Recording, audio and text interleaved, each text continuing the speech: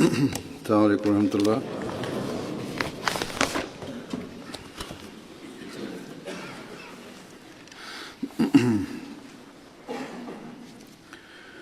أشهد أن لا إله إلا الله وحده لا شريك له وأشهد أن محمدا عبده ورسوله أما بعد فأعوذ بالله من الشيطان الرجيم بسم الله الرحمن الرحيم الحمد لله رب العالمين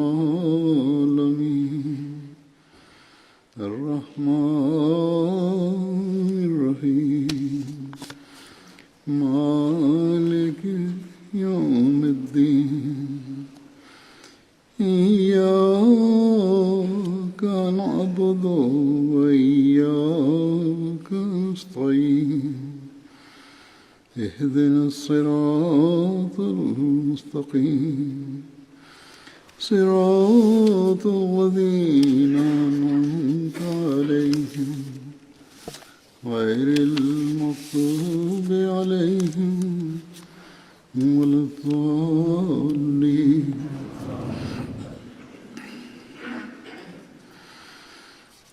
آج اللہ تعالیٰ کے فضل سے مجلس انصار اللہ UK کا سالانہ اجتماع شروع ہو رہا ہے۔ اس حوالے سے میں انصار کو ایک انتہائی اہم اور بنیادی چیز کی طرف توجہ دلانی چاہتا ہوں، اور وہ ہے نماز۔ نماز ہر مومن پر فرض ہے، لیکن 40 سال کی عمر کے بعد جب کہ یہ احساس پہلے سے بڑھ کر پیدا ہونا چاہیے کہ میری عمر کے ہر دن کے بڑھنے سے میری زندگی کے دن کم ہو رہے ہیں، ایسی حالت میں اللہ تعالیٰ کی عبادت اور نماز کی طرف زیادہ توجہ پیدا ہونی چاہیے کہ وقت تیزی سے آ رہا ہے جب میں نے اللہ تعالیٰ کے حضور حاضر ہونا ہے، اور وہاں ہمارے ہر عمل کا حساب کتاب ہونا ہے۔ بس ایسی حالت میں ایک مومن کی، ہر اس شخص کی جس کو مرنے کے بعد کی زندگی اور یوم آخرت پر ایمان ہے، فکر ہونی چاہیے کہ ہم اللہ تعالیٰ کے بھی حق ادا کرنے والے ہوں اور اس کے بندوں کے بھی حقوق ادا کرنے والے ہوں، اور ایسی حالت میں اللہ تعالیٰ کے حضور حاضر ہوں جب اپنی کوشش کے مطابق یہ حقوق ادا کر رہے ہوں۔ نماز کے پڑھنے کی طرف جب بھی اللہ تعالیٰ نے توجہ دلائی ہے تو اس طرف توجہ دلائی کہ نماز میں باقاعدگی بھی ہو، تمام نمازیں وقت پر ادا ہوں اور باجماعت ادا ہوں۔ نماز کے قائم کرنے کا حکم ہے، اور نماز کے قائم کرنے کا مطلب ہی نماز کو وقت پر اور باجماعت ادا کرنا ہے۔ لیکن دیکھنے میں آیا ہے، انصار اللہ والے بھی اپنی رپورٹوں سے جائزہ لیتے ہوں گے، اور جائزہ لینا چاہیے کہ باوجود اس کے کہ انصار کی عمر ایک پختہ اور سنجیدگی کی عمر ہے، نماز باجماعت کی طرف اس طرح توجہ نہیں ہے جو ہونی چاہیے۔ بس انصار اللہ کو خاص طور پر سب سے زیادہ اس بات کی طرف توجہ دینی چاہیے کہ ان کا ہر ممبر نماز با جماعت کا عادی ہو، بلکہ ہر ناصر کو خود اپنا جائزہ لینا چاہیے اور کوشش کرنی چاہیے کہ وہ نماز با جماعت کا عادی ہوں، سوائے بیماری اور معذوری کی صورت کے۔ نماز با جماعت ادا کرنے کی انتہائی کوشش کرنی چاہیے۔ اگر قریب کوئی مسجد اور نماز سینٹر نہیں ہے تو علاقے کے کچھ لوگ کسی گھر میں جمع ہو کر نماز با جماعت پڑھ سکتے ہیں۔ اگر یہ سہولت بھی نہیں تو گھر کے افراد مل کر نماز با جماعت پڑھیں۔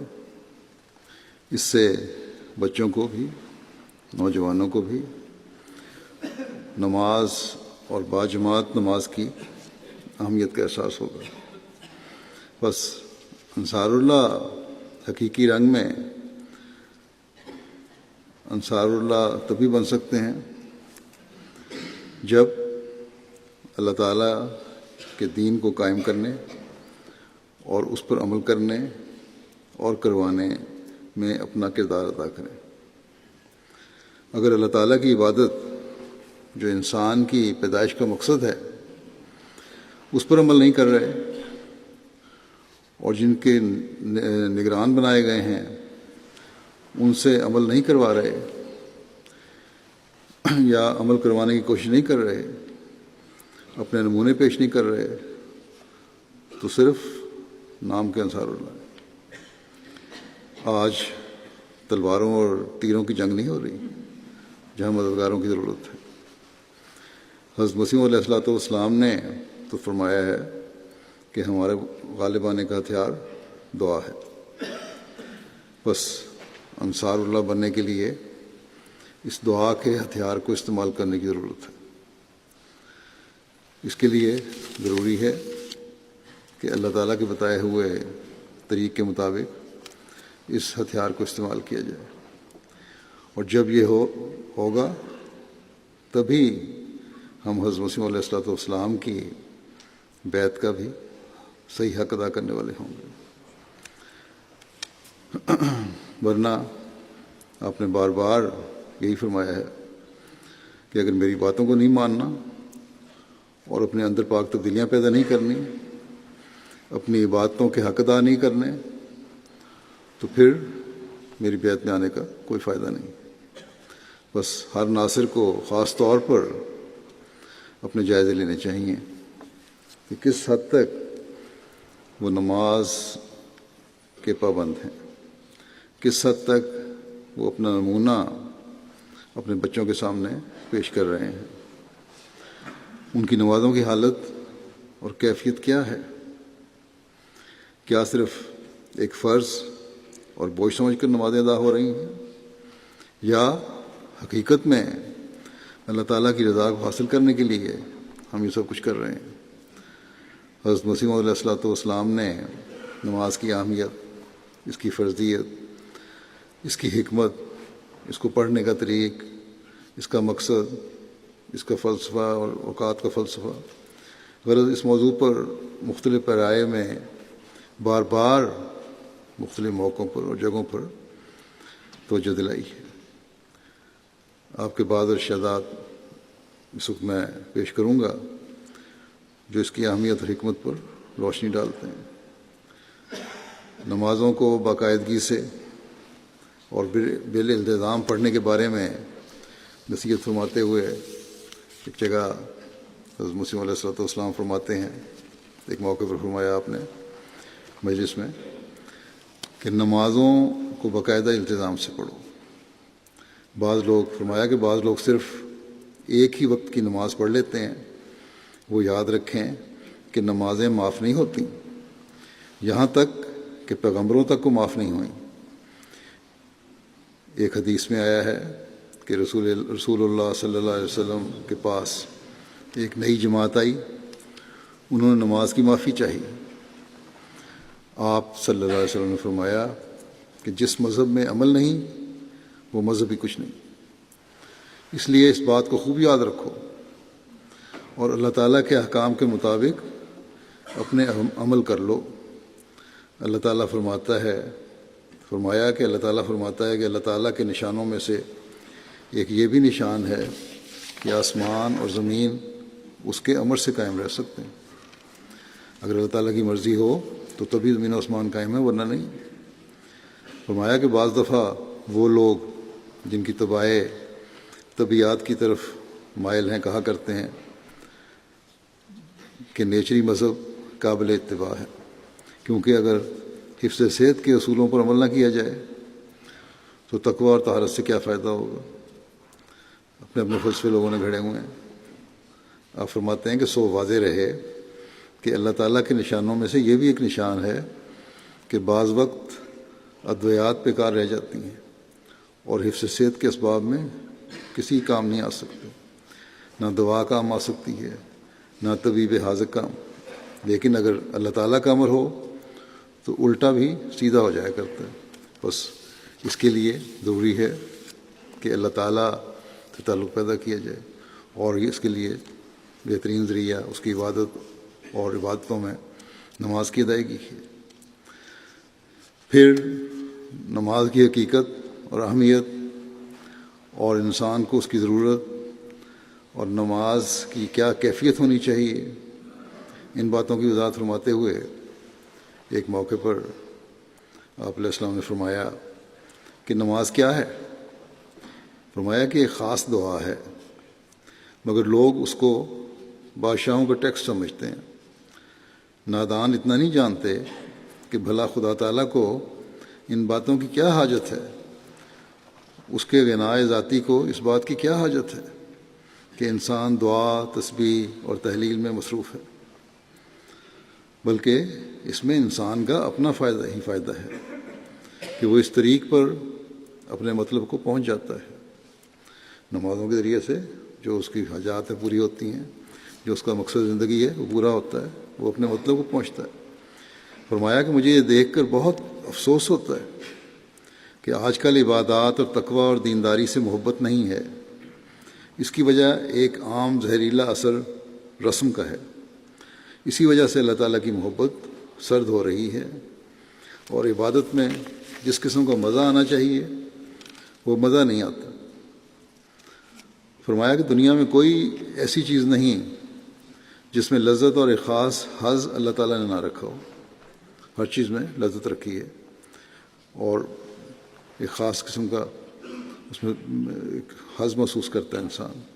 فرمایا کہ جس طرح پر ایک مریض ایک عمدہ اور خوش ذائقہ چیز کا مزہ نہیں اٹھا سکتا اور وہ اسے تلخ یا بالکل پھیکا سمجھتا ہے۔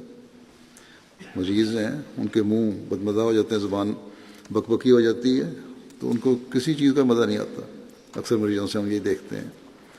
فرمایا کہ اسی طرح وہ لوگ جو عبادت الہی میں حظ اور لذت نہیں پاتے، ان کو اپنی بیماری کا فکر کرنا چاہیے۔ جن کو حظ نہیں آتا نماز میں، اس کا مطلب وہ بھی بیمار ہیں، کیونکہ جیسا میں نے ابھی کہا ہے، فرمایا جیسا میں نے ابھی کہا ہے، دنیا میں کوئی ایسی چیز نہیں ہے جس میں خدا تعالیٰ نے کوئی نہ کوئی لذت نہ رکھی ہو۔ اللہ تعالیٰ نے بنی نوع انسان کو عبادت کے لیے پیدا کیا، تو پھر کیا وجہ ہے کہ اس عبادت میں اس کے لیے لذت اور سرور نہ ہو؟ لذت اور سرور تو ہے، مگر اس سے حظ اٹھانے والا بھی تو کوئی ہو۔ اللہ تعالیٰ فرماتا ہے کہ وَمَا خَلَقْتُ الْجِنَّ وَالْإِنسَ إِلَّا لِيَعْبُدُونِ۔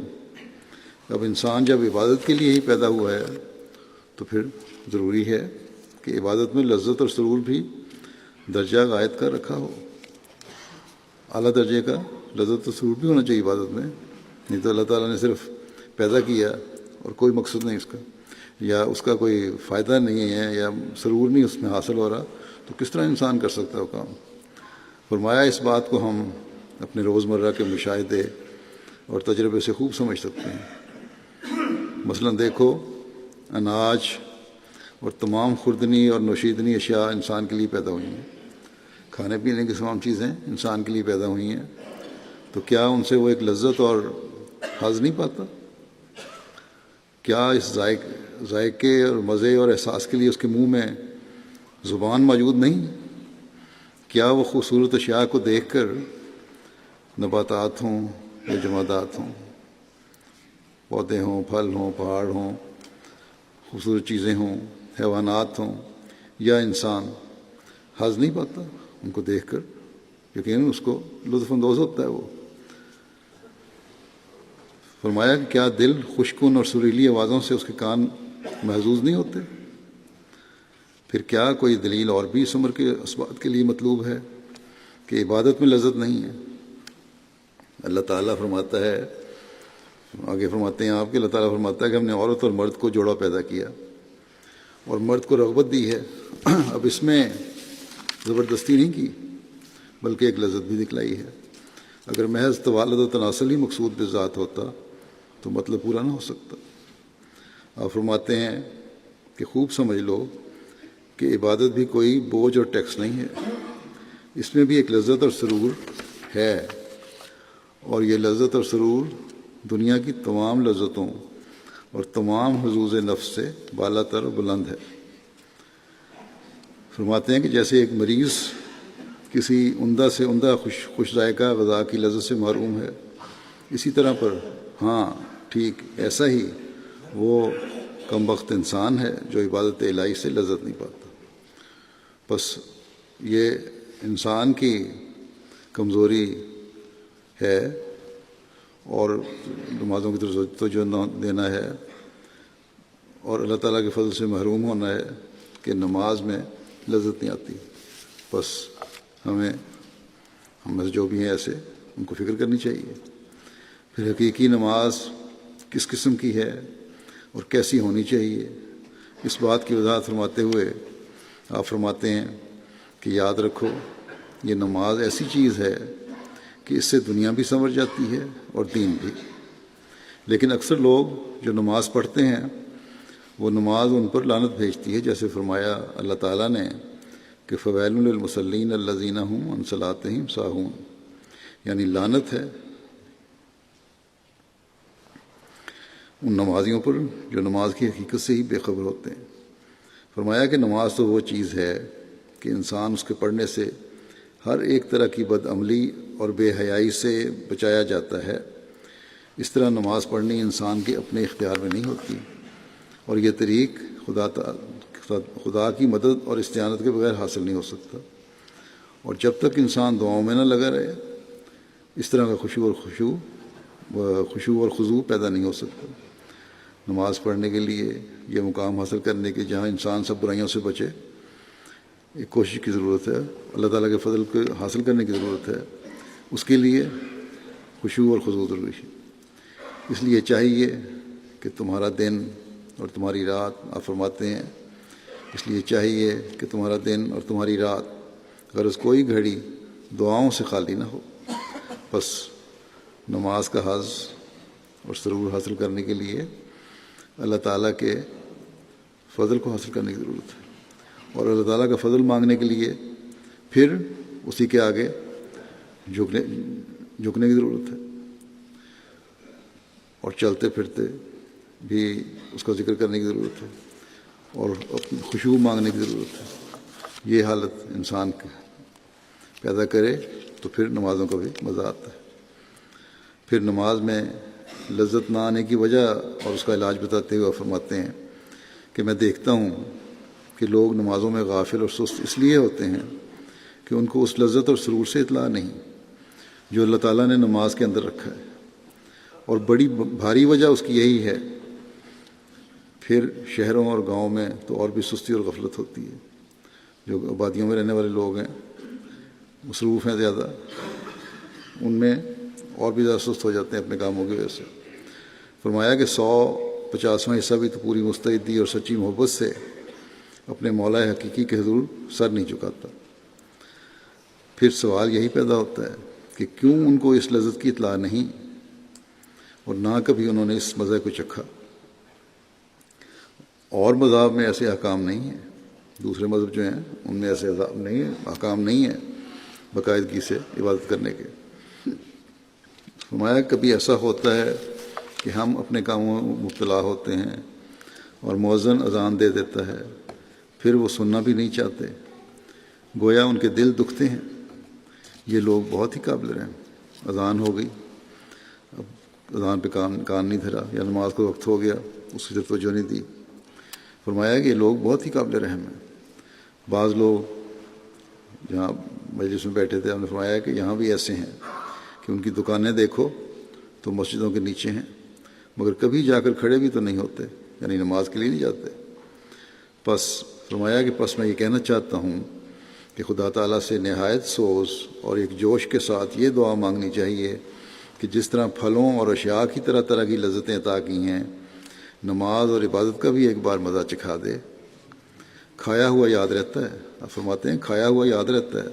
دیکھو اگر کوئی شخص کسی خوبصورت کو ایک سرور کے ساتھ دیکھتا ہے تو وہ اسے خوب یاد رہتا ہے، اور پھر اگر کسی بدشکل اور مکروہ حیات کو دیکھتا ہے تو اس کی ساری حالت بے اعتبار اس کے مجسم ہو کر سامنے آ جاتی ہے۔ ہاں اگر کوئی تعلق نہ ہو تو کچھ یاد نہیں رہتی۔ بصورتیاں اور خوبصورتیاں بھی انسان کو اس لیے یاد رہتی ہیں ایک توجہ سے دیکھ رہا ہوتا ہے، لیکن اگر کوئی تعلق نہ ہو تو کوئی فرق نہیں پڑتا، اس سے کچھ نہیں یاد رہتا۔ فرمایا کہ اسی طرح بے نمازوں کے نزدیک نماز ایک تاوان ہے کہ ناحق صبح اٹھ کر سردی میں وضو کر کے خواب راحت کو چھوڑ کر کئی قسم کی آسائشوں کو کھو کر پھر پڑھنی پڑتی ہے۔ اصل بات یہ ہے کہ اسے بیزاری ہے۔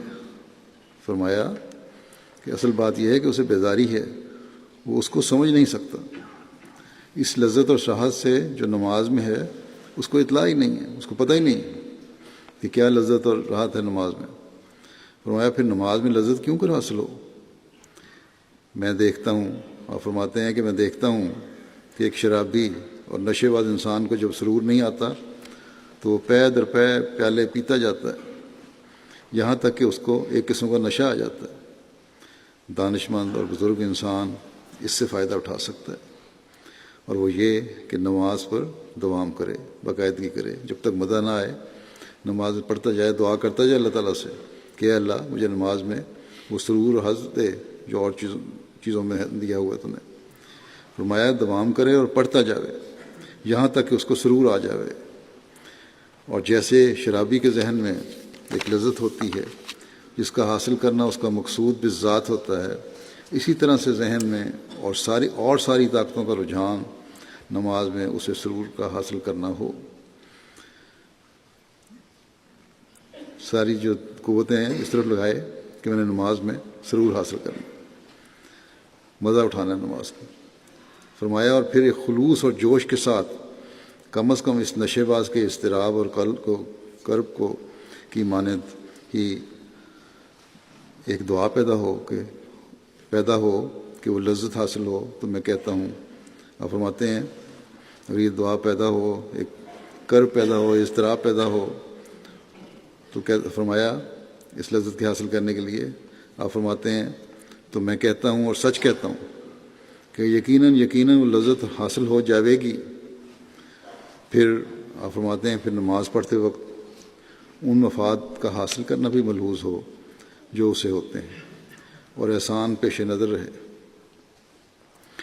ان الحسنات یذہبن السیئات، نیکیاں فرماتے ہیں نیکیاں بدیوں کو زائل کر دیتی ہیں، اللہ تعالیٰ فرماتا ہے پس ان حسنات کو اور لذات کو دل میں رکھ کر دعا کرے کہ وہ نماز جو کہ صدیقوں اور محسنوں کی ہے وہ نصیب کرے۔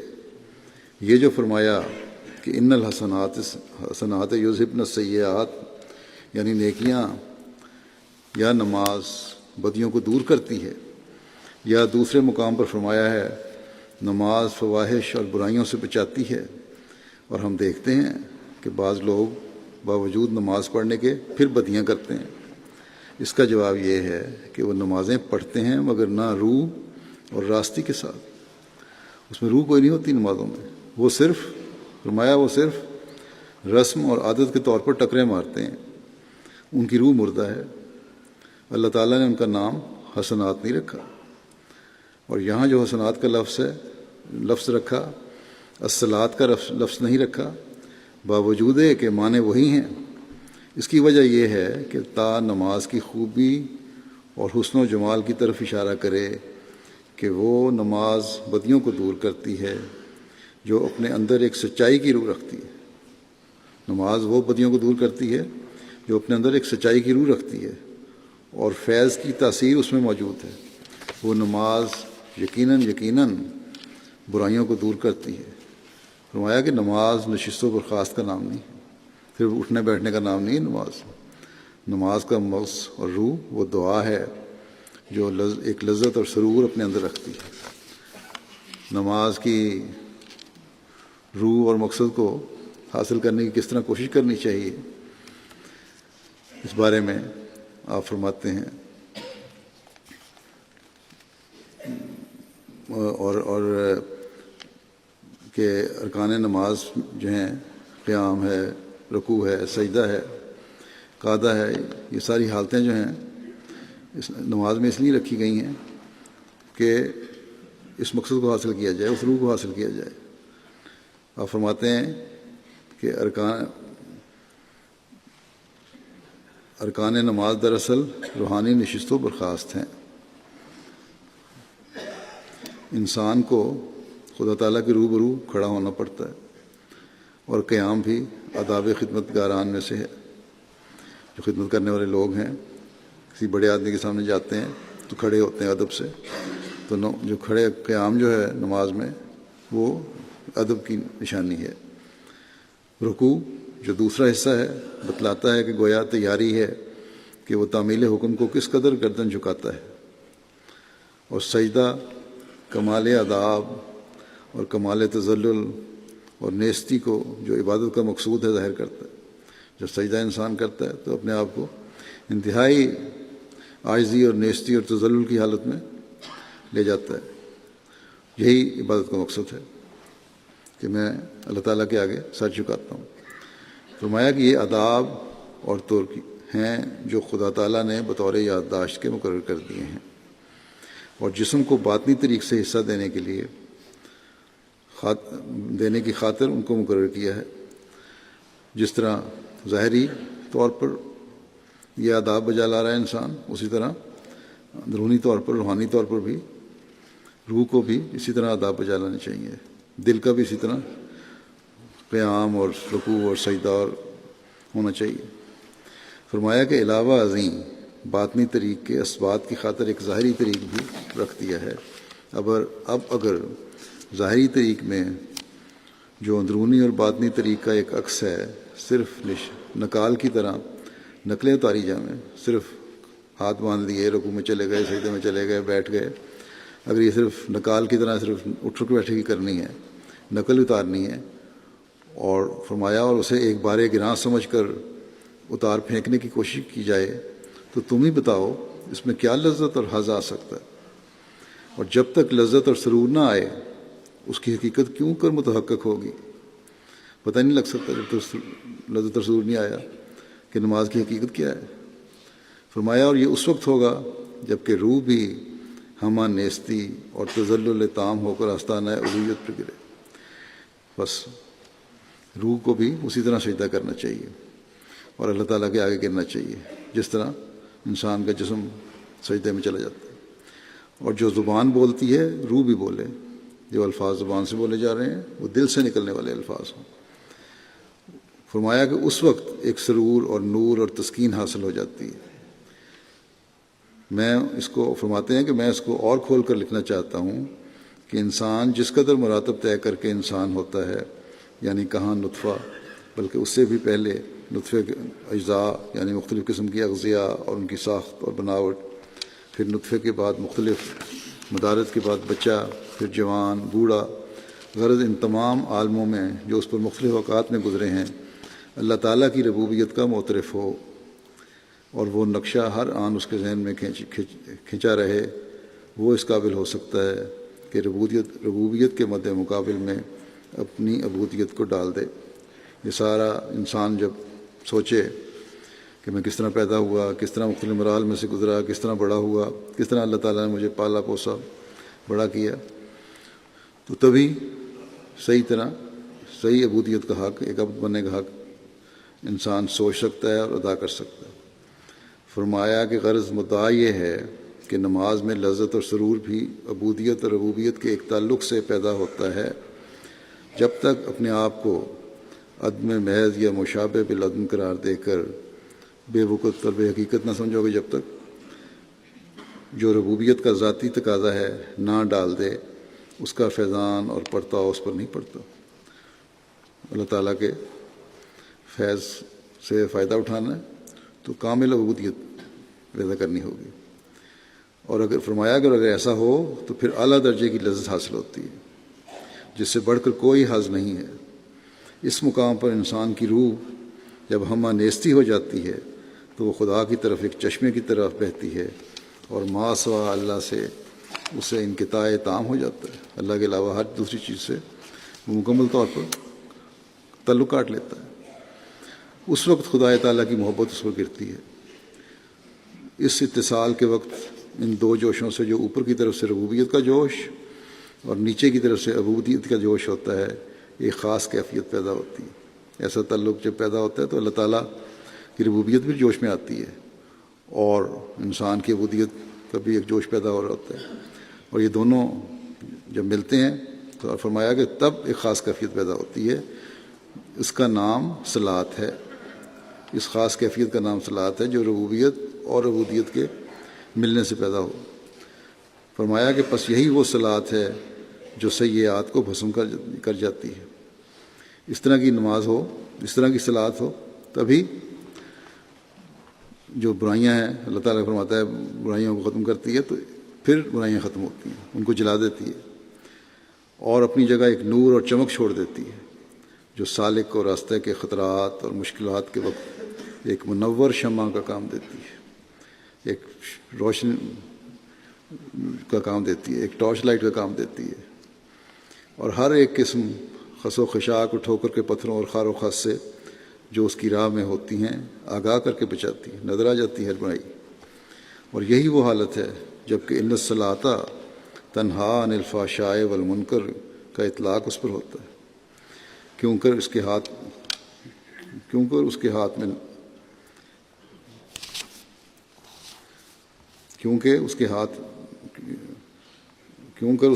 نہیں، اس کے دل میں ایک روشن چراغ ہوا ہوتا ہے۔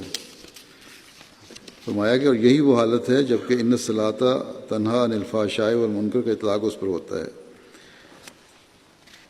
اور کہ نماز جو ہے وہ فحشاء اور گناہوں سے روکتی ہے، غلط چیزوں سے روکتی ہے۔ اس کے دل میں فرمایا کہ اس کے دل میں ایک روشن چراغ ہوا ہوتا ہے اس وقت، اور یہ درجہ کامل تذلل، کامل نیستی اور کامل فروتنی اور پوری اطاعت سے حاصل ہوتا ہے۔ فرمایا پھر گناہ کا خیال اسے کیوں کرا سکتا ہے؟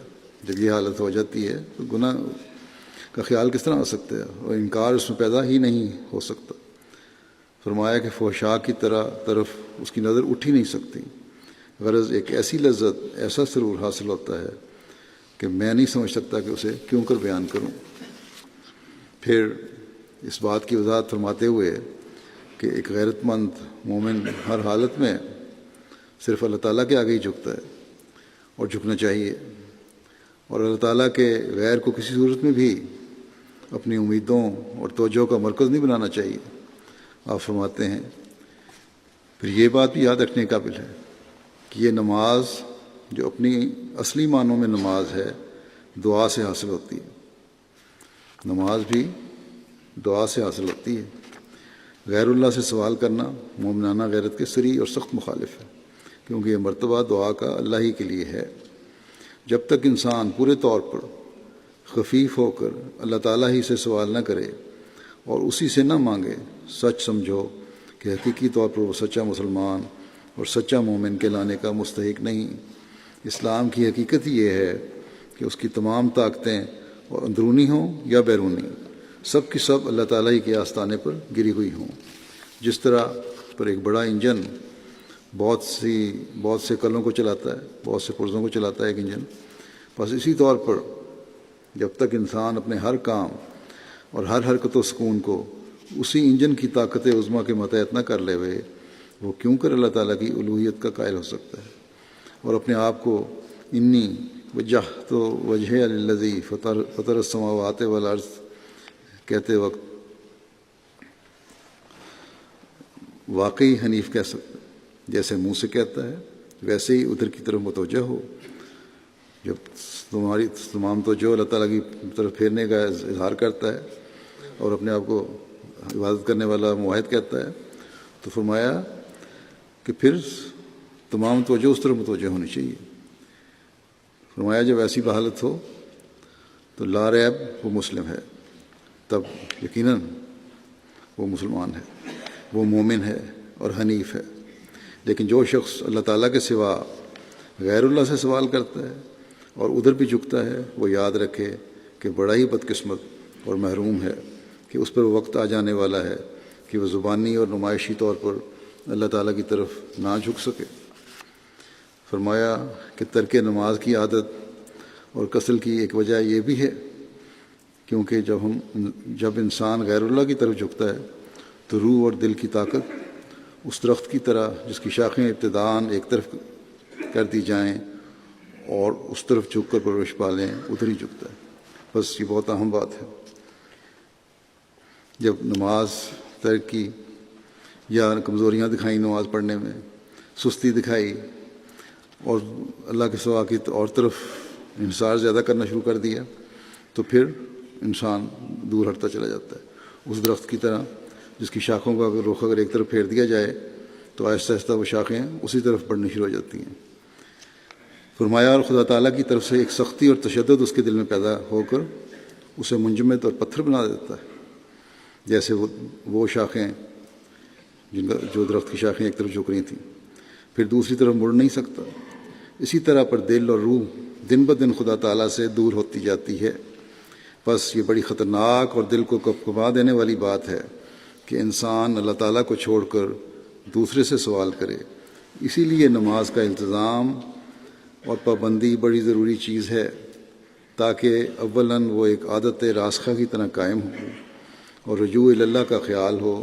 پھر رفتہ رفتہ وہ وقت خود آ جاتا ہے جبکہ انقطاع کلی کی حالت میں انسان ایک نور اور ایک لذت کا وارث ہو جاتا ہے، پھر ہر چیز سے علیحدہ ہو جاتا ہے، کٹ جاتا ہے اور صرف اللہ تعالیٰ کی طرف رجوع ہوتا ہے۔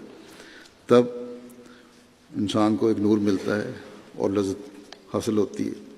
فرمایا میں اس امر کو پھر تاکید سے کہتا ہوں، افسوس ہے کہ مجھے وہ لفظ نہیں ملے جس میں غیر اللہ کی طرف رجوع کرنے کی برائیاں بیان کر سکوں۔ لوگوں کے پاس جا کر منت خوشامد کرتے ہیں، یہ بات خدا تعالیٰ کی غیرت کو جوش میں لاتی ہے، کیونکہ یہ تو لوگوں کی نماز ہے، بس وہ اس سے ہٹتا ہے اور اسے دور پھینک دیتا ہے۔ میں موٹے الفاظ میں اس کو بیان کرتا ہوں، گو یہ امر اس طرح پر نہیں ہے، مگر سمجھ میں خوب آ سکتا ہے کہ جیسے ایک مرد غیور کی غیرت تقاضا نہیں کرتی کہ وہ اپنی بیوی کو کسی غیر کے ساتھ تعلق پیدا کرتے ہوئے دیکھ سکے، اور جس طرح پر وہ مرد ایسی حالت میں اس نابکار عورت کو واجب القتل سمجھتا ہے، بلکہ بسا اوقات ایسی وارداتیں ہو جاتی ہیں، ایسا ہی جوش اور غیرت الوہیت کا ہے۔ اللہ تعالیٰ کو بڑی غیرت ہے۔ عبودیت اور دعائے خاص اس ذات کے مد مقابل ہیں، بس اسی ذات کے مد مقابل ہیں، یعنی اسی کو چاہیے عبودیت اور دعا خاص کرنا۔ وہ پسند نہیں کر سکتا کہ کسی اور کو معبود قرار دیا جاوے یا پکارا جاوے۔ بس خوب یاد رکھو اور پھر یاد رکھو کہ غیر اللہ کی طرف جھکنا خدا سے کاٹنا ہے۔ نماز اور توحید کچھ ہی کہو، کیونکہ توحید کے عملی اقرار کا نام ہی نماز ہے۔ اس وقت بے برکت اور بے سود ہوتی ہے جب اس میں نیستی اور تذلل کی روح اور حنیف دل نہ ہو۔ پھر نماز میں وساوس پیدا ہونے کی وجہ بیان فرماتے ہیں۔ بعض لوگ کہتے ہیں کہ مختلف قسم کے وسوسے پیدا ہوتے رہتے ہیں، خیالات آتے رہتے ہیں۔ فرمایا کہ جن لوگوں کو خدا کی طرف پورا التفات نہیں ہوتا، انہی کو نماز میں بہت سے وساوس آتے ہیں۔ دیکھو ایک قیدی جب کہ ایک حاکم کے سامنے کھڑا ہوتا ہے تو کیا اس وقت اس کے دل میں کوئی وسوسہ گزر جاتا ہے؟ ایک قیدی جب حاکم کے سامنے کھڑا ہو، کوئی اور خیال اس کے دل میں آ ہی نہیں سکتا۔ فرمایا یہی مثال ہے، ہرگز نہیں، کبھی اس کے دل میں خیال نہیں آئے گا۔ وہ ہمتاً حاکم کی طرف متوجہ ہوتا ہے اور اس فکر میں ہوتا ہے کہ ابھی حاکم کیا حکم سناتا ہے۔ اس وقت تو وہ اپنے وجود سے بھی بالکل بے خبر ہوتا ہے۔ ایسا ہی جب صدق کے دل سے انسان خدا تعالیٰ کی طرف رجوع کرے اور سچے دل سے اس کے آستانے پر گرے تو پھر کیا مجال ہے کہ شیطان وساوس ڈال سکے۔ نماز کی حفاظت کیوں کی جائے اور نماز کیوں پڑھی جائے، کیا اللہ تعالیٰ کو ہماری نمازوں کی ضرورت ہے؟ اکثر لوگوں کے دنوں میں یہ بھی سوال اٹھتے ہیں، آج کل کی دہریت کے اثر کی وجہ سے اٹھتے رہتے ہیں۔ اس بات کی وضاحت فرماتے ہوئے کہ اللہ غنی ہے اور اسے ہماری عبادتوں کی ضرورت نہیں ہے، بلکہ ہمیں اس کی ضرورت ہے۔ آپ فرماتے ہیں پھر یہ سمجھنا چاہیے کہ نماز کی حقیقت نماز کی حفاظت اس واسطے نہیں کی جاتی کہ خدا کو ضرورت ہے۔ خدا تعالیٰ کو ہماری نمازوں کی کوئی ضرورت نہیں، وہ تو غنی عن العالمین ہے، اس کو کسی کی حاجت نہیں، بلکہ اس کا مطلب یہ ہے کہ انسان کو ضرورت ہے، اور یہ ایک راز کی بات ہے کہ انسان خود اپنی بھلائی چاہتا ہے اور اس لیے وہ خدا سے مدد طلب کرتا ہے، کیونکہ یہ سچی بات ہے کہ انسان کا خدا تعالیٰ سے تعلق ہو جانا حقیقی بھلائی کا حاصل کر لینا ہے۔ ایسے شخص کی اگر تمام دنیا دشمن ہو جائے اور اس کی ہلاکت کے درپے رہے تو اس کا کچھ بگاڑ نہیں سکتی، اور خدا تعالیٰ کو ایسے شخص کی خاطر اگر لاکھوں کروڑوں انسان بھی ہلاک کرنے پڑیں تو کر دیتا ہے، اور اس ایک کے بجائے لاکھوں کو فنا کر دیتا ہے۔ صحابہ کس طرح غالب آئے اس کی وضاحت کرتے ہوئے فرماتے ہیں، اخلاص جیسی اور کوئی تلوار دلوں کو فتح کرنے والی نہیں، ایسے ہی امور سے وہ لوگ دنیا پر غالب آئے تھے، صرف زبانی باتوں سے کبھی ہو نہیں سکتا۔ فرمایا کہ اب نہ پیشانی میں نور ہے اور نہ روحانیت ہے اور نہ معرفت کا کوئی حصہ ہے۔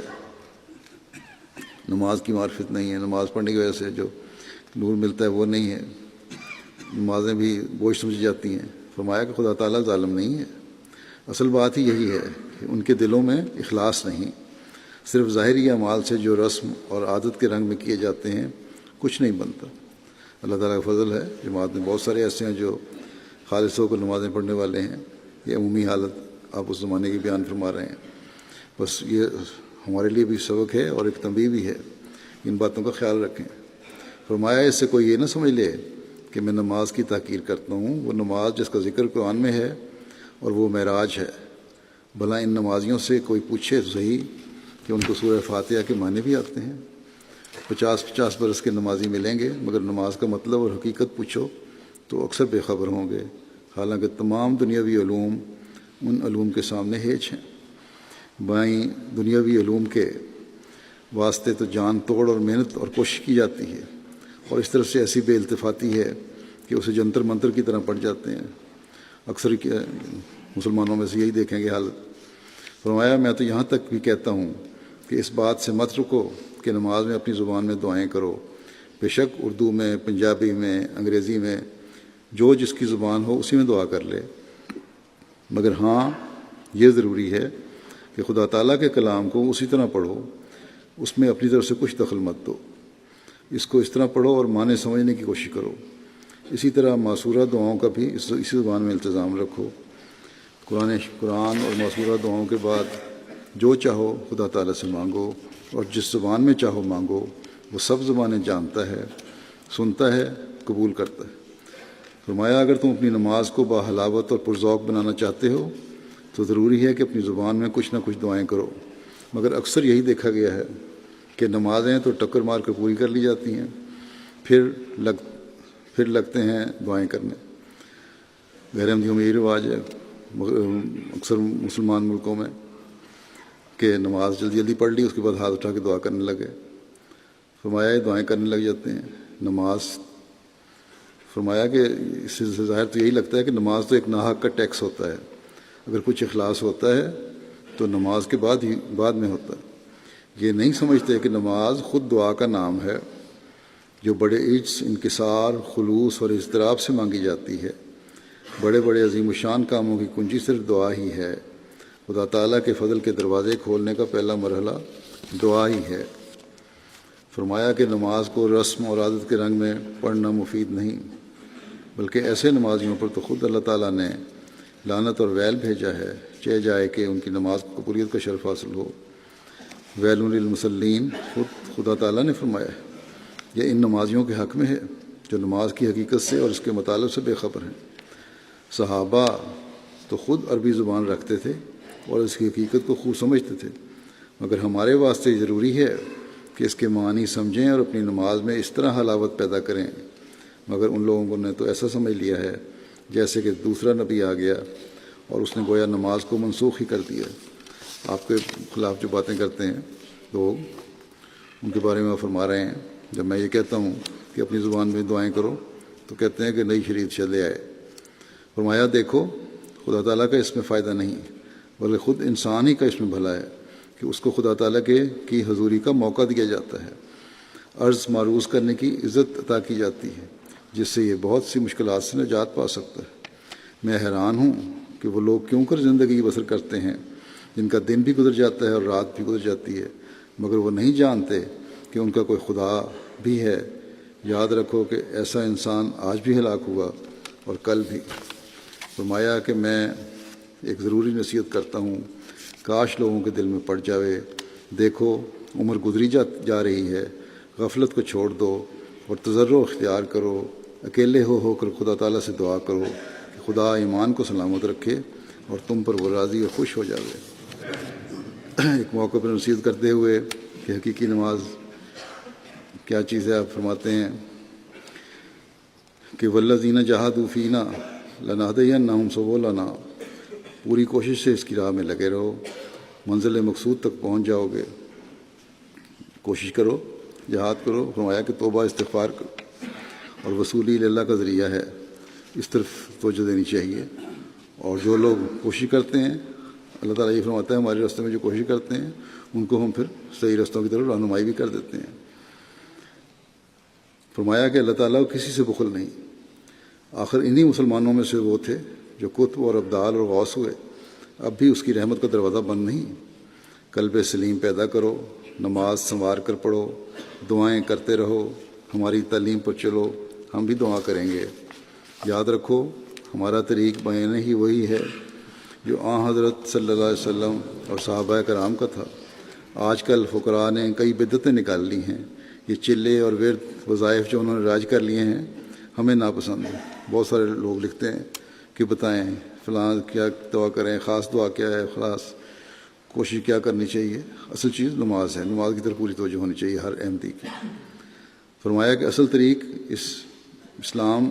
طریق اسلام قرآن مجید کو تدبر سے پڑھنا اور جو کچھ اس میں ہے اس پر عمل کرنا، اور نماز توجہ کے ساتھ پڑھنا، اور دعائیں توجہ اور انابت اللہ سے کرتے رہنا۔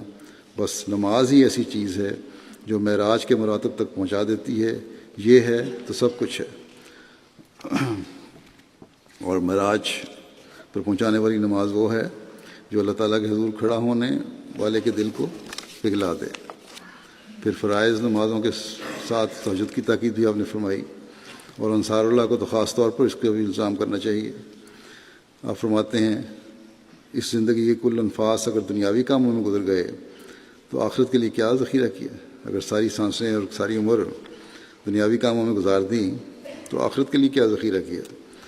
فرمایا کہ تہجد میں خاص کر اٹھو اور ذوق اور شوق سے ادا کرو۔ درمیانی نمازوں میں باعث ملازمت کے ابتلا آ جاتا ہے، یعنی آگے پیچھے بھی ہو جاتی ہیں، بعض دفعہ ایسا بھی ابتلا آ جاتا ہے، قضا بھی ہو جاتی ہیں۔ فرمایا کہ رازق اللہ تعالیٰ ہے، نماز اپنے وقت پر ادا کرنی چاہیے۔ ظہر و عصر کبھی کبھی جمع ہو سکتی ہے۔ اللہ تعالیٰ جانتا تھا کہ ضعیف لوگ ہوں گے، اس لیے یہ گنجائش رکھتی، مگر یہ گنجائش 3 نمازوں کے جمع کرنے میں نہیں ہو سکتی، جبکہ ملازمت میں اور دوسرے کئی امور میں لوگ سزا پاتے ہیں اور مورد عتاب حکام ہوتے ہیں۔ تو اگر اللہ تعالیٰ کے لیے تکلیف اٹھاویں تو کیا خوب ہے۔ اگر دنیاوی کاموں میں اتنی تکلیف اٹھا رہے ہوتے ہیں، اگر نماز کے لیے فرض پورا کرنے کے لیے اللہ تعالیٰ کے احکام پہ چلنے کے لیے تھوڑی سی تکلیف اٹھا لو تو کیا حرج ہے۔ آپ فرماتے ہیں کہ یہ اللہ تعالیٰ کا کمال فضل ہے کہ اس نے کامل اور مکمل عقائد کی راہ ہم کو اپنے نبی کریم صلی اللہ علیہ وسلم کے ذریعے بدون مشقت اور محنت کے دکھائی ہے، بغیر کسی مشقت اور محنت کے ہمیں راستہ دکھا دیا۔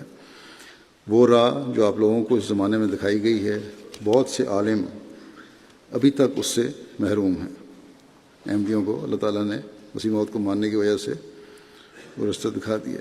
بس خدا تعالیٰ کے اس فضل اور نعمت کا شکر کرو، اور وہ شکر یہی ہے کہ سچے دل سے ان اعمال صالحہ کو بجا لاؤ جو عقائد صحیحہ کے بعد دوسرے حصے میں آتے ہیں، اور اپنی حالت سے مدد لے کر دعا مانگو کہ وہ ان عقائد صحیحہ پر ثابت قدم رکھے اور اعمال صالحہ کی توفیق بخشے۔ حصہ عبادات میں صوم و صلاۃ و زکوٰۃ وغیرہ امور شامل ہیں۔ اب خیال کرو کہ مثلا نماز ہی ہے، یہ دنیا میں آئی ہے لیکن دنیا سے نہیں آئی۔ حضرت صلی اللہ علیہ وسلم نے فرمایا ہے قرۃ عینی فی الصلاۃ۔ پھر حضرت مسیح علیہ الصلوۃ والسلام اس بات کی وضاحت فرماتے ہوئے کہ حقیقی توحید کس طرح پوری ہوتی ہے، فرمایا توحید تبھی پوری ہوتی ہے کہ کل مرادوں کا موتی اور تمام امراض کا چارہ اور مدار وہی ذات واحد ہو۔ لا الہ الا اللہ کے معنی یہی ہیں۔ صوفیوں نے اس میں الہ کے لفظ سے محبوب، مقصود، معبود مراد لی ہے۔ فرمایا بے شک اصل اور سچ یوں ہی ہے، جب تک انسان کامل توحید پر کاربند نہیں ہوتا اس میں اسلام کی محبت اور عظمت قائم نہیں ہوتی۔ اور پھر میں اصل ذکر کی طرف رجوع کر کے کہتا ہوں کہ نماز کی لذت اور سرور اسے حاصل نہیں ہو سکتا۔ مدار اسی بات پر ہے کہ جب تک برے ارادے، ناپاک اور گندے منصوبے بھسم نہ ہوں، انانیت اور شیخی دور ہو کر نیستی اور فروتنی نہ آئے، خدا کا سچا بندہ نہیں کہلا سکتا۔ اور عبودیت کاملہ کے سکھانے کے لیے بہترین معلم اور افضل ترین نظریہ نماز ہی ہے۔ فرمایا میں پھر تمہیں بتلاتا ہوں کہ خدا تعالیٰ سے سچا تعلق، حقیقی ارتباط قائم کرنا چاہتے ہو تو نماز پر کاربند ہو جاؤ، اور ایسے کاربند بنو کہ تمہارا جسم، نہ تمہاری زبان بلکہ تمہاری روح کے ارادے اور جذبے سب کے سب ہمتاً نماز ہو جائیں۔ اللہ تعالیٰ ہم سب کو حقیقی توحید پر قائم ہونے، اپنی نمازوں کی حفاظت کرنے اور پرسرور نمازیں پڑھنے کی توفیق عطا فرمائے۔ غیر اللہ کو اپنا معبود بنانے کے بجائے ہم ہمیشہ اللہ تعالیٰ کو اپنا حقیقی معبود بنانے والے ہوں۔ انصار اللہ کا اجتماع جہاں ہو رہا ہے وہاں مجھے پتہ لگا ہے شاید مغرب و عشاء کی نمازیں پڑھنے کا انتظام نہیں ہوگا، کیونکہ شام کو ایک معین وقت کے بعد انہوں نے وہ جگہ بھی چھوڑنی ہے، ہال خالی کرنا ہے شاید۔ اگر تو یہ صحیح ہے تو پھر انتظامیہ کو وہاں اجتماع کی سے انتظام کرنا چاہیے کہ دوسری جگہ پر باجماعت نماز کا انتظام ہو سکے جہاں بھی لے کے جانا ہے۔ اور آئندہ انصار اللہ کو بھی چاہیے کہ اپنے اجتماعات ایسی جگہ منعقد کریں جہاں پانچوں وقت کی نمازوں کو بھی اہتمام ہو سکے۔ اللہ تعالیٰ بہرحال ان کا اجتماع کامیاب کرے اور ہمیں حقیقی عابد بنائے۔